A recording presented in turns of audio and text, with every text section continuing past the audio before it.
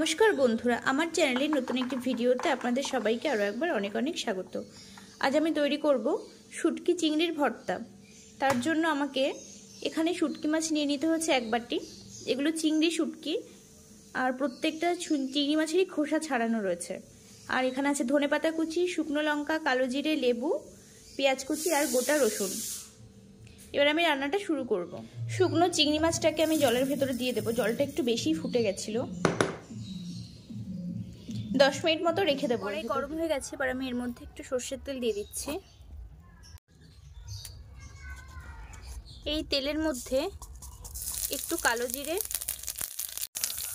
শুকনো লঙ্কা আর রসুন ফোড়ন দিয়ে দেবো।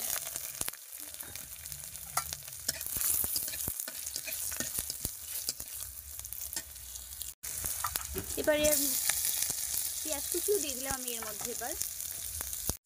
এবার এর মধ্যে জল ঝরিয়ে রাখা শুকনো চিংড়ি মাছটাও দিয়ে দেবো।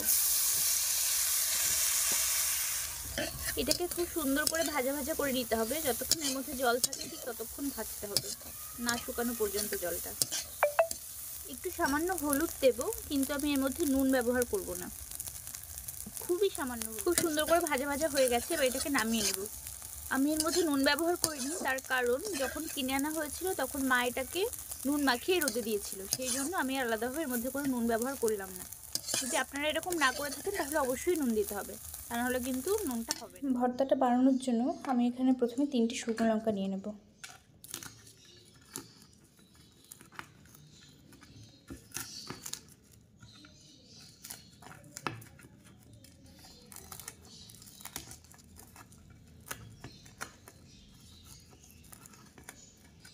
এবার এর মধ্যে পেঁয়াজটা দিয়ে দেব।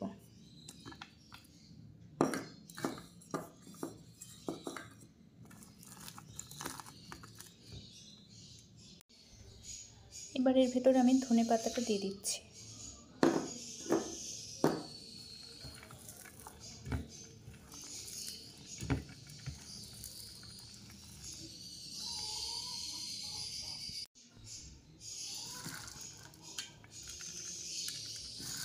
ভেজে রাখা শুটকি চিংড়িগুলো দিয়ে দেব।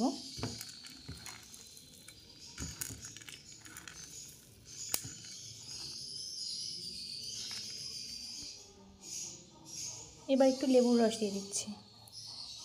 লেবুর রসটা দিয়ে এটাকে খুব ভালো করে মেখে নিতে হবে।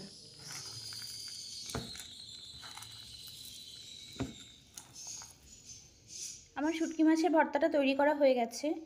আমার এই রেসিপিটি যদি আপনাদের ভালো লেগে থাকে তাহলে আমার চ্যানেলটিকে অবশ্যই সাবস্ক্রাইব করে দেবেন এবং পাশে রাখা বেল আইকনটিকে টং করে প্রেস করে দেবেন। সবাই খুব ভালো থাকবেন, আর এটা অবশ্যই একবার ট্রাই করবেন। আজ আমি আসি, টাটা।